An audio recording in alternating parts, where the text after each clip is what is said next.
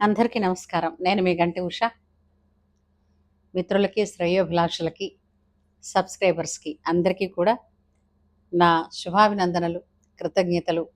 అంతేకాకుండా తెల్లవారితే శ్రావణ మాసం కదండీ! శుభములనొసగే శ్రావణ మాసానికి స్వాగతం చెప్తూ మీ అందరికీ కూడా ఈ శ్రావణ మాసం మహాలక్ష్మి సంపూర్ణంగా అనుగ్రహించి సకల శుభలక్షణాలతోటి సకల అనుభవైకపూర్వక శుభ సంపదలతో వర్ధిల్లాలని గురువుగారిని, భగవంతుణ్ణి, మహాలక్ష్మిని ప్రార్థిస్తూ ఈసారి మనకి శ్రావణ మాసం శుక్రవారంతోనే ప్రారంభమైంది. కాబట్టి ఈ శ్రావణ మాసంలో మనకి 5 శుక్రవారాలు వచ్చాయి. సాధారణంగా వరలక్ష్మి వ్రతాన్ని మనం ఎప్పుడు జరుపుకుంటామంటే పౌర్ణమి ముందు వచ్చేటువంటి శుక్రవారం నాడు జరుపుకుంటాం.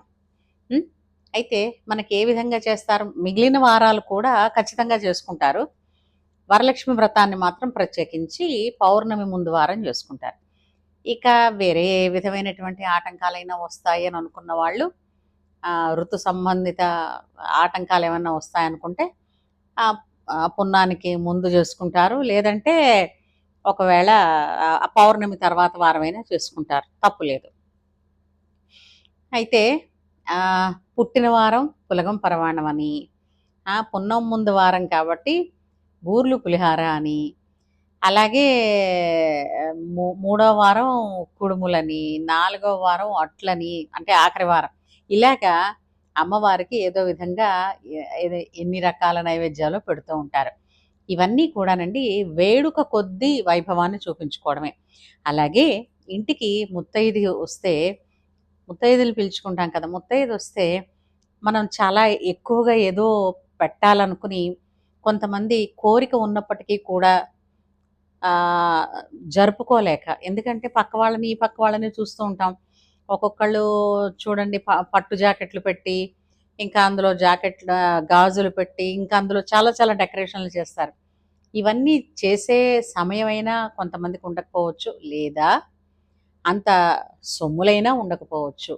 దానివలన చెయ్యలేకపోయామన్నటువంటి అసంతృప్తిని మోసే కన్నా కూడా అమ్మవారు ఏమి కోరిందో, ఏమి అడిగిందో దాన్ని ఇస్తే సంతృప్తిగా, దానిని మించి శక్తి ఉంటే ఇవ్వండి, లేకపోతే ఇవ్వలేకపోయామన్న బాధను మాత్రం పడకండి.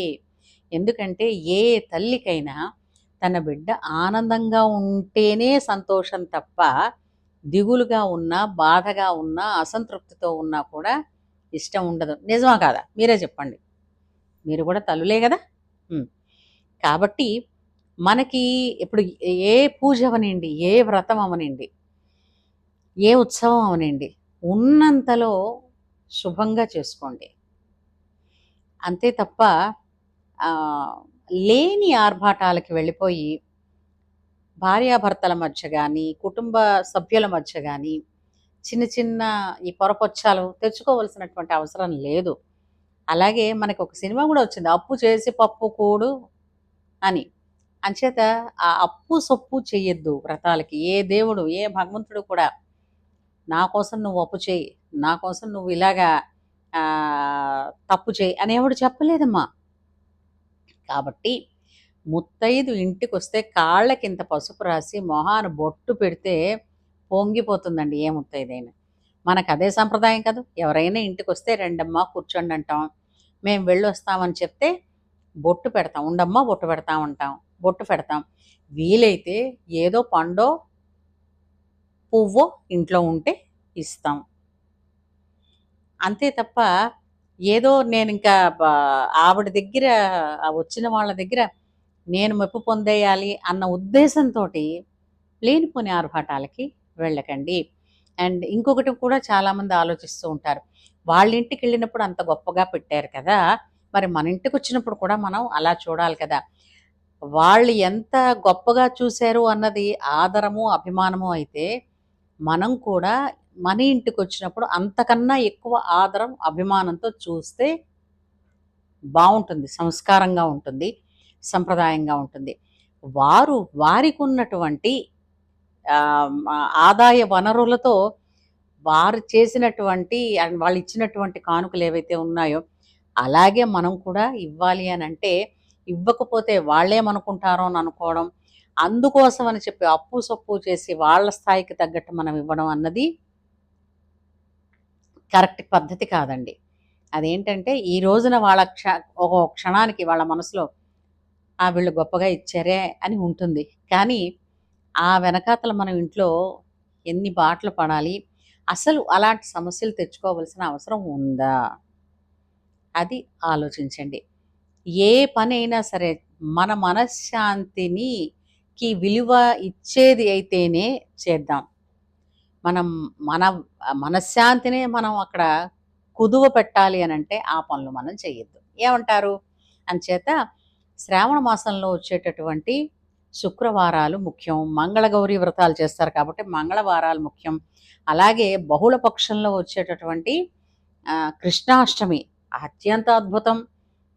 తర్వాత శ్రావణ మాసంలో సోమవారాలను కూడా కార్తీక సోమవారాలలాగే నక్తాలు చేస్తూ ఉంటారు. అలాగే శ్రావణ శనివారాలు వెంకటరమణ మూర్తికి అత్యంత ప్రీతికరమైనటువంటి మాసం కాబట్టి శ్రావణ శనివారాలు కూడా చాలా పుణ్యమైనటువంటి మహత్తరమైనటువంటి రోజులు. అంతేకాకుండా శ్రావణ పౌర్ణమి శ్రవణ నక్షత్రంతో వస్తుంది ఈ పౌర్ణమి కాబట్టి శ్రావణ పౌర్ణమి అని అన్నారు. అత్యంత అద్భుతమైనటువంటి మాసం అండి. ఏమైనప్పటికీ కూడా ఆధ్యాత్మిక శక్తి చేతికి అందుతోంది. ఆలోచించండి, దక్షిణాయనం రావడం ఏమిటి? మనందరికీ కూడా పండగలు ప్రారంభమవుతాయండి. ఎందుకని అనంటే దక్షిణాయన కాలంలోనే సాధనకి సరి అయిన సమయము.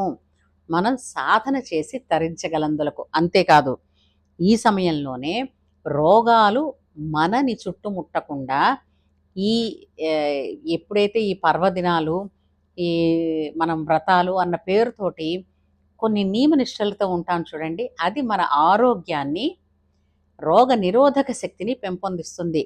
ప్రతి వ్రతం వెనకాతల ఉండేటటువంటి రహస్యం ఇదే. అలాగే పేరంటానికి పిలవడంలో ఉన్నటువంటి మహత్తరమైన రహస్యం ఏమిటి అని అంటే ఇరుగు పొరుగుల మధ్య సఖ్యత ఉంటుంది అని. అంతే తప్ప నన్ను ముట్టుకోకు నామాలకాకి అన్నట్టుగా ఉండడం కాదు అని, మనిషి సంఘజీవి అని చెప్పడానికే ఇలాంటి పండగలు ఉత్సవాలు మనకి వచ్చాయి. అంచేత హాయిగా ఆనందంగా సంతోషంగా ఎవరికి ఉన్నంతలో వాళ్ళు వైభవంగా దంపతుల మధ్య పిల్లల మధ్య కుటుంబ సభ్యుల మధ్య ఆనందాతిశయం పెరుగుతూ సంపూర్ణ సంతృప్తితో శాంతి సౌఖ్యాలతో విలసిల్లుతూ ఈ శ్రావణ మాసాన్ని శ్రావణ మహాలక్ష్మి ఆశీర్వచనాన్ని అనుగ్రహాన్ని అందరం పొందెదం గాక. శుభమస్తు.